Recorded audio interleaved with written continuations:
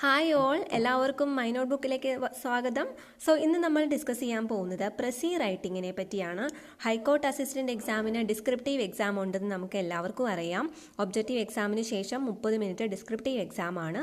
അതിന് 3 കാര്യങ്ങളാണ് ഉള്ളത്: ലെറ്റർ റൈറ്റിംഗ്, അതുപോലെ precis writing, then essay writing. ലെറ്ററിനും പ്രസിക്കും 10 മാർക്ക് വീതവും അതുപോലെ എസ്സേക്ക് 20 മാർക്കുമാണ് ഉള്ളത്. അപ്പോൾ ഇത് ക്വാളിഫയിങ് ഇൻ നേച്ചർ ആണെങ്കിലും വളരെ ഇമ്പോർട്ടൻ്റ് ആണ് ഇതിൽ ക്വാളിഫൈ ആവുക എന്നുള്ളത്. ക്വാളിഫൈ ചെയ്താൽ മാത്രമേ നമുക്ക് ഇൻ്റർവ്യൂവിന് സെലക്ഷൻ ലഭിക്കുകയുള്ളൂ. അപ്പോൾ പ്രസി റൈറ്റിംഗ് എങ്ങനെയാണ് നമുക്ക് നോക്കാം. ഈ ഒരു ക്ലാസ്സിൽ ഞാൻ പറയുന്നത് എന്താണ് പ്രസി റൈറ്റിംഗ് എന്ന് വെച്ചാൽ, അതുപോലെ എങ്ങനെയാണ് പ്രസി എഴുതേണ്ടത്, എന്തൊക്കെയാണ് ചെയ്യാൻ പറ്റുന്നത്, എന്തൊക്കെയാണ് ചെയ്യാൻ പാടില്ലാത്തത്, അതുപോലെ 2 എക്സാമ്പിൾസ് കൂടി കാണിച്ചിട്ടുണ്ട്. സോ ഈ ഒരു ക്ലാസ് നിങ്ങൾക്ക് ഹെൽപ്ഫുൾ ആവുമെന്ന് തന്നെ കരുതുന്നു. പ്രത്യേകം ശ്രദ്ധിക്കുക. എല്ലാവർക്കും ക്ലാസ്സിലേക്ക് സ്വാഗതം. ഇനി എന്താണ് ഒരു പ്രസി എന്ന് പറഞ്ഞു കഴിഞ്ഞാൽ, പ്രസി എന്ന് പറയുന്നത് it is A miniature portrait of the passage. ഒരു പാസേജിൻ്റെ ഒരു ചെറിയൊരു രൂപമാണ് ഈ പറഞ്ഞ പ്രസി എന്ന് പറയുന്നത്. ഓക്കെ, അതിൻ്റെ ഒരു സംഗ്രഹം എന്ന് തന്നെ വേണമെങ്കിൽ പറയാം. അപ്പോൾ പാരാഫ്രേസിങ് അല്ല ഒരിക്കലും. പാരാഫ്രേസിംഗ് എന്ന് വെച്ചാൽ ഒരു സാധനത്തിനെ നമ്മൾ വേറൊരു വേർഡിൽ എഴുതി എല്ലാം അങ്ങനെ എഴുതി, ചിലപ്പോൾ പാരാഫ്രേസിംഗ് എന്ന് പറയുന്നത് ഒരു ഓൾറെഡി ഉള്ള ഒരു പാരഗ്രാഫിനെ എക്സ്പ്ലെയിൻ ചെയ്യുമ്പോൾ അതിനേക്കാളും കൂടുതലായി പോകാം. പക്ഷേ പ്രസി എന്ന് പറയുന്നത് എപ്പോഴും ഒരു 1/3 1/3 കൂടുതലാവാൻ ഒരിക്കലും പാടില്ല.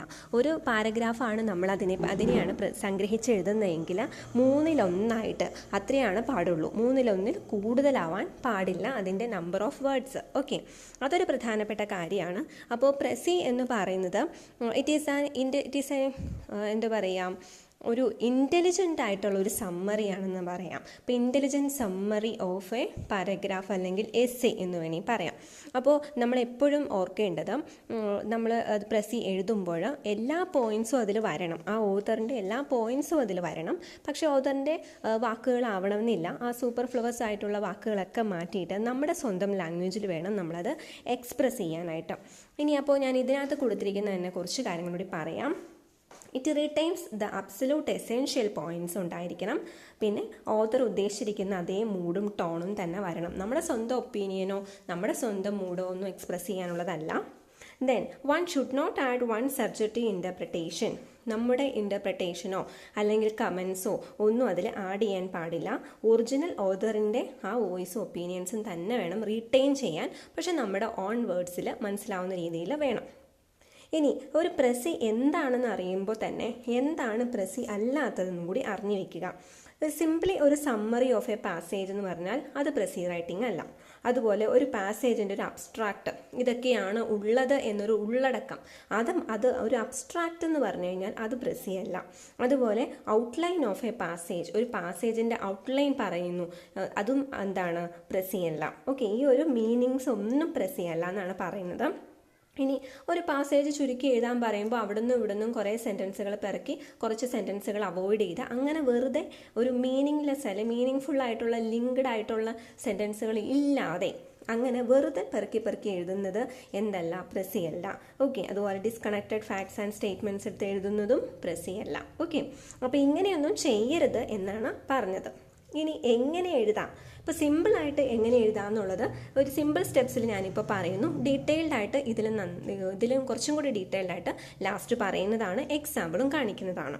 അപ്പോൾ ആദ്യം തന്നെ നമ്മൾ എന്താ ചെയ്യേണ്ടതെന്ന് വെച്ചാൽ, ഒരു പാസേജ് തന്നിട്ടുണ്ടെങ്കിൽ ആ പാസേജ് നമ്മൾ ഒരുപാട് തവണ വായിക്കുക. Read the passage several times.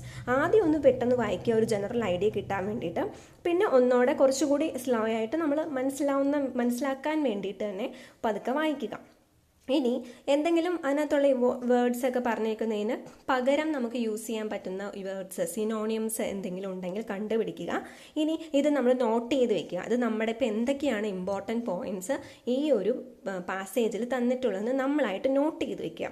എന്നിട്ട് ആ മെയിൻ ഐഡിയാസ്, ഈ ഒറിജിനൽ പാസേജിലുള്ള എല്ലാ ഐഡിയാസും വന്നിട്ടുണ്ടോ എന്ന് നോക്കുക. എന്നിട്ട് ഒറിജിനൽ പാസേജ് നോക്കാതെ ആ ഐഡിയാസിൻ്റെ നമ്മൾ എഴുതി വെച്ചിരിക്കുന്ന പോയിന്റ്സ് ഉണ്ടല്ലോ, ആ പോയിന്റ്സ് വെച്ച് നമ്മൾ സ്വന്തമായിട്ട് എഴുതുക. ഓക്കെ, എന്നിട്ട് എല്ലാം കഴിഞ്ഞു കഴിയുമ്പോൾ ഒറിജിനലുമായിട്ട് ഒത്തു നോക്കണം.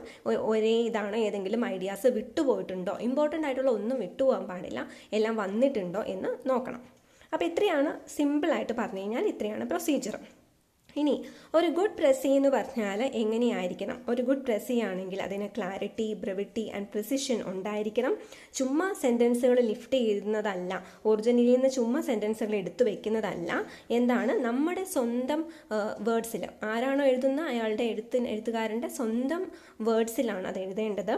ഇനി ഒറിജിനൽ പാസേജിൻ്റെ ഒരു മിനിയേച്ചർ വേർഷൻ എന്ന് പറയാം. അതുകൊണ്ട് ഒരു ഐഡിയാസും മിസ്സാവാൻ പാടില്ല. ഒരു ലോജിക്കൽ ഓർഡറിലായിരിക്കണം, വെൽ കണക്റ്റഡ് ആയിരിക്കണം. പിന്നെ ഇതിനകത്തുള്ള എല്ലാം കണക്റ്റഡ് ആയിരിക്കണം എന്ന് പറഞ്ഞല്ലോ.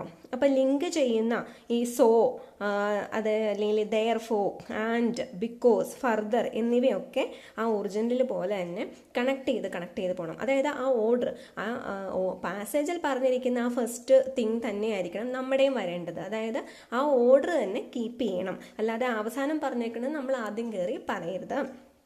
ഓക്കെ. പിന്നെ ഒരു പ്രധാനപ്പെട്ട കാര്യമുണ്ട്, പ്രസി എഴുതുമ്പോൾ എപ്പോഴും നമ്മളൊരു ടൈറ്റിൽ കൊടുക്കണം. ഒരു അപ്രോപ്രിയേറ്റ് ആയിട്ട് നമുക്ക് തോന്നുന്ന ടൈറ്റിൽ കൊടുക്കണം.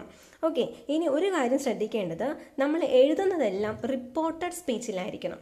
ഒരു ഓതർ എന്തെങ്കിലും പറഞ്ഞിരിക്കുന്നതൊക്കെ ആയിരിക്കും ചിലപ്പോൾ പാസേജ്, അപ്പോൾ അയാൾ സ്വന്തം വേർഡ്സിൽ എഴുതിയേക്കുന്നതൊക്കെ ആയിരിക്കും. നമ്മൾ എഴുതുമ്പോൾ എപ്പോഴും റിപ്പോർട്ടഡ് സ്പീച്ചിൽ വേണം എഴുതാനായിട്ട്. ഓക്കെ.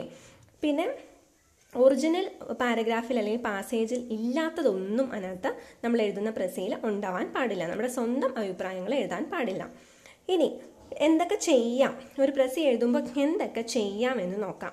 അപ്പോൾ ഒരു പ്രസി റൈറ്റിംഗ് സ്റ്റാർട്ട് ചെയ്യുമ്പോഴും നമ്മൾ ആ പാസേജിൻ്റെ മെയിൻ ഐഡിയ ആദ്യം ഹൈലൈറ്റ് ചെയ്യുക. മെയിൻ ഐഡിയ ഹൈലൈറ്റ് ചെയ്തുകൊണ്ടാണ് നമുക്ക് സ്റ്റാർട്ട് ചെയ്യാൻ. മെയിൻ ഐഡിയ കിട്ടിക്കഴിഞ്ഞാൽ നമുക്ക് ബാക്കി ഫാക്ട്സ് ഒക്കെ നിരത്താം. ആ ഓതർ പറഞ്ഞ അനുസരിച്ച് തന്നെ ഐഡിയയിൽ തന്നെ നിരത്താം. ഇനി അടുത്തത് നമുക്കൊരു ഈ ഒരു പ്രസി റൈറ്റിംഗ് എന്ന് പറഞ്ഞു കഴിഞ്ഞാൽ ഇപ്പോൾ ഒരു ബുക്ക് അല്ലെങ്കിൽ ആർട്ടിക്കിളൊക്കെ ഇതുപോലെ ചെറുതായിട്ട് എഴുതുന്നതൊക്കെ ഉണ്ട്.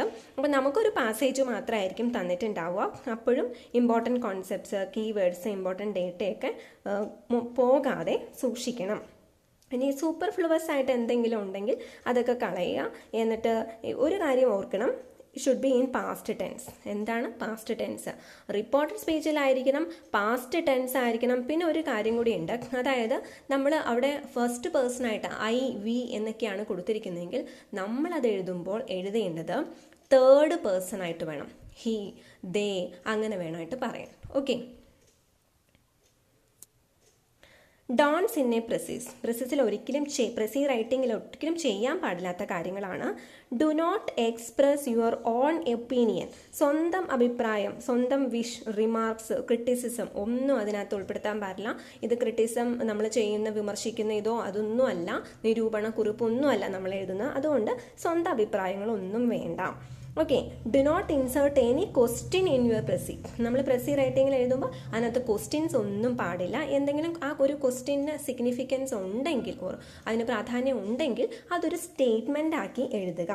ഇനി അബ്രിവേഷൻസോ കോൺട്രാക്ഷൻസോ ഒന്നും യൂസ് ചെയ്യേണ്ട, ഒരു ചുരുക്കെഴുത്തുകളും ഉപയോഗിക്കേണ്ട. ഇനി നമുക്ക് എങ്ങനെ പ്രസി എഴുതാമെന്ന് നോക്കാം. ആദ്യം തന്നെ ക്ലോസ്ലി റീഡ് ദ പാസേജ് നന്നായി വായിക്കുക.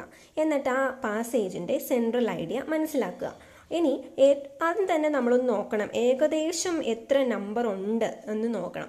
ചിലപ്പോൾ തന്നിട്ടുണ്ടാവും it is having 300 words and you have to shorten into 1/3 എന്ന് പറയും. അല്ലെങ്കിൽ അങ്ങനെ പ്രത്യേകം എത്ര വേർഡ്സ് എന്ന് തന്നിട്ടില്ലെങ്കിൽ നമ്മൾ ഏകദേശം ഒന്ന് പെട്ടെന്ന് കണ്ടുപിടിക്കണം. നമ്പർ കണ്ടിട്ടില്ലെങ്കിൽ പെട്ടെന്ന് അപ്രോക്സിമേറ്റ് ആയിട്ട് കണ്ടുപിടിക്കാം. ഇനി ഒരു പാസേജ് ക്ലിയർലി മനസ്സിലാക്കാനായിട്ട് നമ്മൾ പാസേജ് വളരെ ശ്രദ്ധിച്ചു വായിക്കുക. 2-3 തവണ വേണമെങ്കിൽ വായിക്കുക. എന്നിട്ട് മോസ്റ്റ് ഇമ്പോർട്ടൻറ്റ് പോയിന്റ്സ് വേഗം മാർക്ക് ചെയ്ത് വയ്ക്കുക, ഹൈലൈറ്റ് ചെയ്ത് വയ്ക്കുക. എന്നിട്ട് അതിൻ്റെ കുറിപ്പുകൾ ചെറിയ നോട്ട്സ് ആക്കി എഴുതി വയ്ക്കുക, ഓരോരോ പോയിന്റ്സ് എഴുതി വയ്ക്കുക. എന്നിട്ട് അത്ര ഇമ്പോർട്ടൻ്റ് അല്ലാത്ത നോൺ എസെൻഷ്യൽ ആയിട്ടുള്ള ഇൻഫോർമേഷൻസ് എല്ലാം എടുത്തു കളയുക. അതൊന്നും നമ്മുടെ പ്രസിയിൽ വേണ്ട.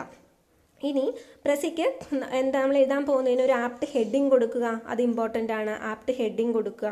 പിന്നെ നമ്മൾ പോകുമ്പോൾ എല്ലാം എങ്ങനെയായിരിക്കണം, ലോജിക്കൽ ഓർഡറിലായിരിക്കണം. ഓക്കെ. ആ ഒറിജിനൽ വേർഷനിൽ ആ ഓർഡർ വിചാരിച്ച അതേ ഓർഡറിൽ തന്നെയായിരിക്കണം നമ്മളും ചിന്തിക്കേണ്ടത്. പിന്നെ ഗ്രാമറ്റിക്കലി 3 കാര്യങ്ങളാണ് ഇമ്പോർട്ടൻ്റ് ആയിട്ട് നോക്കാനുള്ളത്. എന്തൊക്കെയാണ്? ഒന്ന്, റൈറ്റ് ഇറ്റ് ഇൻ തേർഡ് പേഴ്സണിൽ എഴുതണം. അതായത് ദേ അങ്ങനെ എഴുതണം. ദേ അല്ല ഹി, ഷീ അങ്ങനെ വേണം എഴുതാനായിട്ട്. തേർഡ് പേഴ്സണിൽ വേണം എഴുതാൻ. ഇനി ഇൻഡയറക്റ്റ് ഫോം, അതായത് ഇൻഡയറക്റ്റ് സ്പീച്ചിൽ വേണം എഴുതാനായിട്ട്. പിന്നെ അപ്രോപ്രിയേറ്റ് സ്ഥലത്ത് പാസ്റ്റ് ടെൻസ് വേണം യൂസ് ചെയ്യാനായിട്ട്. ഇത്രയും കാര്യങ്ങൾ എന്തായാലും ഓർക്കേണ്ടതാണ്. പിന്നെ എന്തെങ്കിലും അതിനകത്ത് കൊടുത്തിരിക്കുന്നെങ്കിൽ ഒരാളുകളുടെ പേരുകളോ സിറ്റീസോ ഒക്കെയാണ് കൊടുത്തിരിക്കുന്നതെങ്കിൽ ഡെസിഗ്നേഷൻസ് ആണ്, ഒരു ആളുകളുടെ പേരുകളോ ടൈറ്റിലുകളോ കൊടുത്തതിന് പകരം ഡെസിഗ്നേഷൻസ് ആണ് കൊടുക്കേണ്ടത്.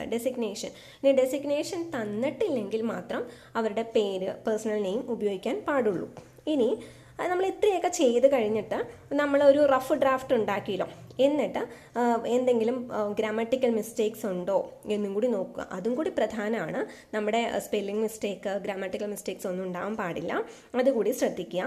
എന്നിട്ട് അവസാനം നമ്മളുടെ ഒറിജിനൽ നമുക്ക് തന്നിരിക്കുന്ന പാസേജുമായിട്ട് ഒത്തു നോക്കുക. അതായത് ഒരു പോയിന്റും വിട്ടുപോയിട്ടില്ലല്ലോ എന്ന് ഒത്തു നോക്കുക. ഇതുകൂടി ചെയ്താൽ നമ്മുടെ പ്രസി കംപ്ലീറ്റ് ആയി. ഇനി ഒരു പാസേജ് ഞാൻ കാണിക്കാം. Summarise the given passage. ഇത് രണ്ടും കൂടി ഒരു ഇതിൽ വരാൻ വേണ്ടിയിട്ട് ഞാൻ ഇച്ചിരി ചെറുതാക്കി അക്ഷരത്തിലാണ് കിടക്കുന്നത്. ഇത് we all know that what we mean by a good man. The ideally good man does not drink or smoke, avoids bad language, converses in the presence of men only exactly as he would if there were ladies present, attends church regularly, and holds the correct opinion in all subjects. He has a wholesome horror of wrongdoing and realizes that it is our painful duty to castigate sin. ഇങ്ങനെ ഒരു paragraph കൊടുത്തേക്കുവാണ്. ഇതിൽ 189 words ഉണ്ട്. അപ്പോൾ ഇതിൽ ആദ്യം തന്നെ വായിച്ചപ്പോൾ തന്നെ നമുക്ക് മനസ്സിലായി ഗുഡ് മാൻ ഒരു നല്ല മനുഷ്യൻ്റെ ഒരു ക്വാളിറ്റീസാണ്, നല്ല പുരുഷൻ്റെ ക്വാളിറ്റീസാണ് പറഞ്ഞിരിക്കുന്നത്. അപ്പോൾ ഇവിടെ മോഡൽ ആൻസറിൽ കൊടുത്തിരിക്കുന്ന characteristics of a good man. Okay, അപ്പം നമ്മൾ എങ്ങനെയാണ് എഴുതിയേക്കുന്നത് നോക്കൂ. ഞാൻ ഈ പാരഗ്രാഫ് മുഴുവൻ വായിച്ചില്ല, വെറുതെ ടൈം നിങ്ങളുടെ കളയണ്ടെന്ന് വിചാരിച്ചിട്ടാണ്. അപ്പോൾ ഈ ഒരു ഇത് നോക്കുക, നിങ്ങൾക്കത് സ്ക്രീൻഷോട്ട് എടുത്തിട്ട് ഒന്ന് കമ്പയർ ചെയ്ത് നോക്കാവുന്നതാണ്. അപ്പോൾ ഈ ഹെഡിങ് എന്ത് കൊടുത്തു? Characteristics of a good man. അപ്പോൾ according to the author, an ideally good man is intensely religious and avoids bad habits such as smoking and drinking. He does not use obscene or indecent language and has a fear of wrongdoing and wrong thinking. He is professionally dutiful and takes active interest in promoting virtues such as patriotism, industry, and sobriety among workers and their children. If possible, he prevents the employment of professors with the subversive ideas. അപ്പോൾ ഇതിനകത്ത് ഒന്ന് വായിച്ചു നോക്കുക, എങ്ങനെയാണത് ഷോർട്ടായിരിക്കുന്നത് നോക്കുക. കാരണം ഒരുപാട് കാര്യങ്ങൾ വെറുതെ റെപ്പിറ്റേഷൻ വന്ന പോലെ വന്നിട്ടുണ്ട്. അപ്പോൾ അങ്ങനെയൊക്കെ ഉള്ളതൊക്കെ റിമൂവ് ചെയ്യുക, സൂപ്പർഫ്ലൂവസ് ആയിട്ട് വന്നിട്ടുള്ള കാര്യങ്ങളൊക്കെ റിമൂവ് ചെയ്യുക. അങ്ങനെ നോക്കുക. അത് നിങ്ങൾക്ക് സ്ക്രീൻഷോട്ട് എടുത്തിട്ട് ഒന്ന് വായിച്ച് തന്നെ നോക്കാവുന്നതാണ്. വേറൊരെണ്ണം കാണിക്കാം.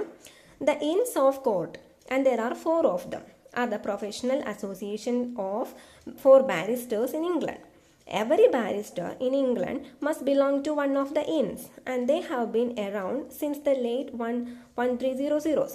If you are ever in London with a little bit of time to spare, head over to Chancery Lane or walk up from Victoria Embankment. Enter the Inns of Court and you will find yourself in what feels like a city within a city, a perfect little world tucked just out of sight.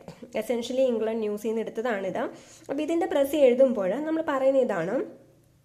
ഇവിടെ പറഞ്ഞിരിക്കുന്നത് ഇൻസ് of കോർട്ടിനെ പറ്റിയാണ് ഈ പറഞ്ഞിരിക്കുന്നത്. Okay, ഇവിടെ ഒരു heading missing ആണ്.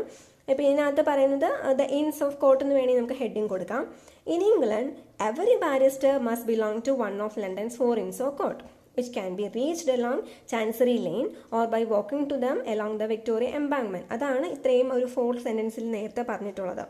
Established in the late 1300s, it's been described as a perfect little world just out of sight and feels like a city within a city.